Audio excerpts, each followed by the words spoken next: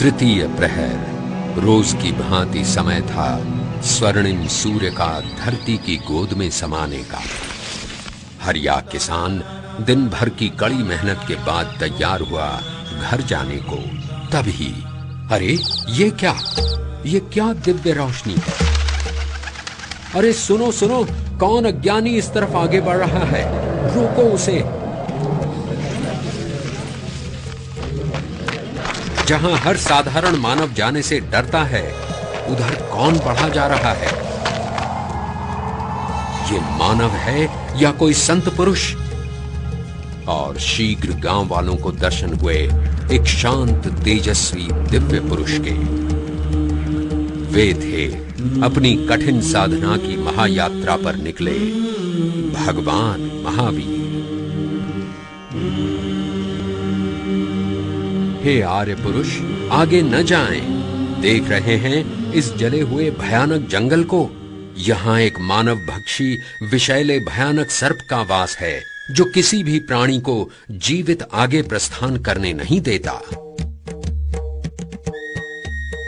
गांव वालों की बात सुन अंतर्यामी भगवान महावीर मंद मुस्कुराए, मानो उन्हें आश्वासन दे रहे हो कि घबराओ मत, मुझे कुछ नहीं होगा। उधर निर्जन भयानक जंगल में, जहां सर्पों का राज था, दृष्टिविष चंड कौशिक सर्प मानव गंध से उत्तेजित व क्रोधित हो उठता है। किस मूर्ख मानव की ये हिम्मत, जो मेरे क्षेत्र में प्रवेश करे।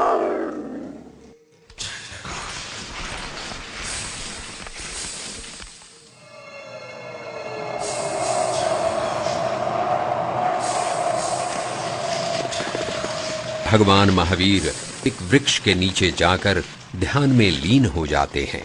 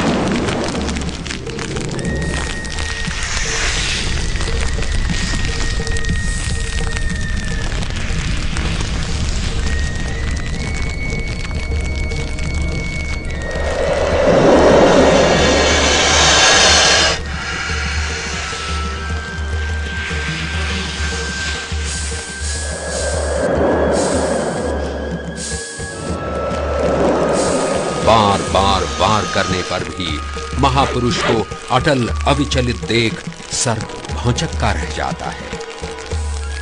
ऐसी थी भगवान की समस्त विश्व के प्रति करुणा कि जहां उसने डंक मारा था, वहां लाल रुधिर की जगह दूध का प्रवाह निकल पड़ता है। गुस्से से चूर वो ऊपर देखता है तो भगवान करुणा से बोल पड़ते हैं, बुझ बुझ चंड कौशिया।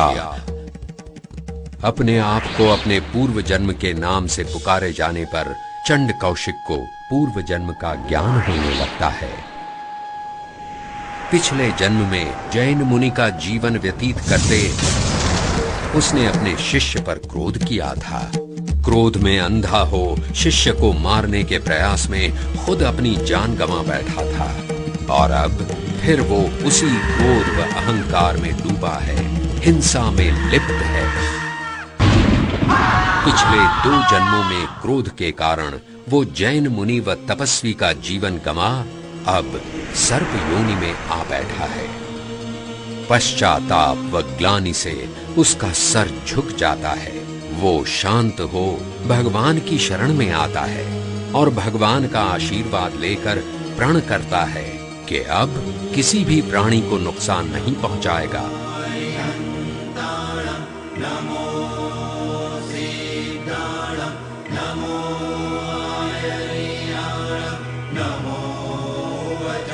रेंगते हुए अपने बिल के अंदर जाकर आत्मचिंतन में लीन हो जाता है।